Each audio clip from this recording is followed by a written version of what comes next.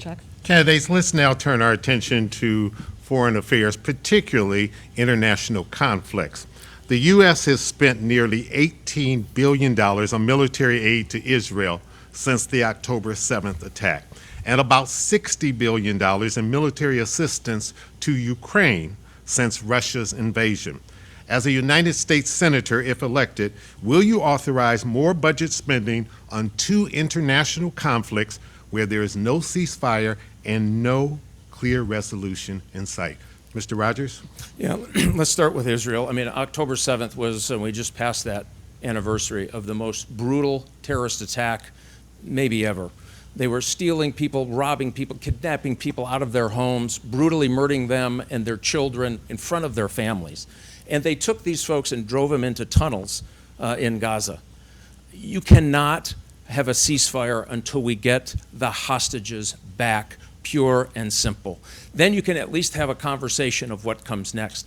Hamas doesn't want that. They want to continue to fight here in Israel. And we've got to pivot this to the real problem in the Middle East, which is Iran. Iran is funding Hamas. They're training them. They're giving them weapons. Same with Hezbollah in the north.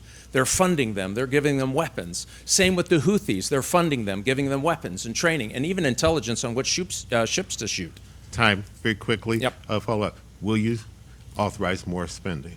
Yes or no? I would make sure that we support Israel, our great ally in the region, to be able to defend themselves. Okay. I would do a lend-lease program with Ukraine. All right.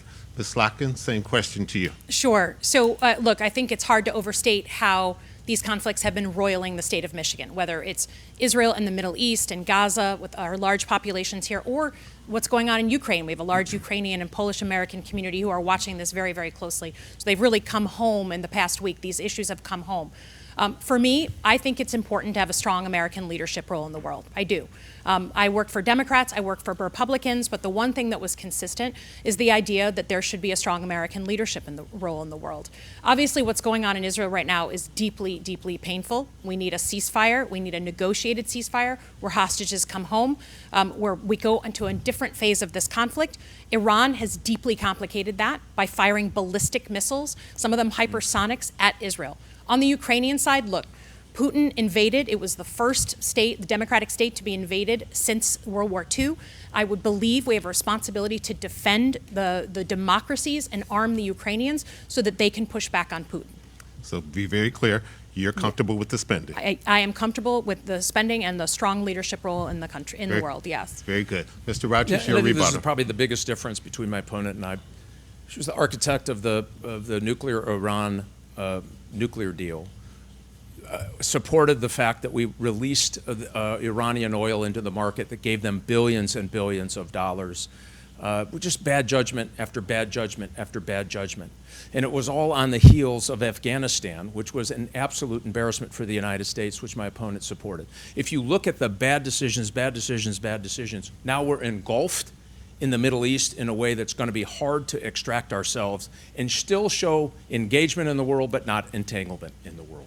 All right, Ms. Slotkin, your rebuttal. Yeah, look, there's one of us on the stage who has sat in a war zone and taken Iranian rockets, Iranian mortars, who has gone on dangerous convoys, dodging Iranian IEDs. One of us on the stage has studied the role they played in facilitating money, material, weapons to their proxies, to these terrorist groups around the region. So I take a backseat to no one on how hawkish we're going to be on Iraq. But I also would say that if we want to talk about long embroilments in the Middle East, Mr. Rogers knows all about that. He authorized the war on Iraq, and I do not want to get into another 20-year war in the Middle East. Which is what we're doing now.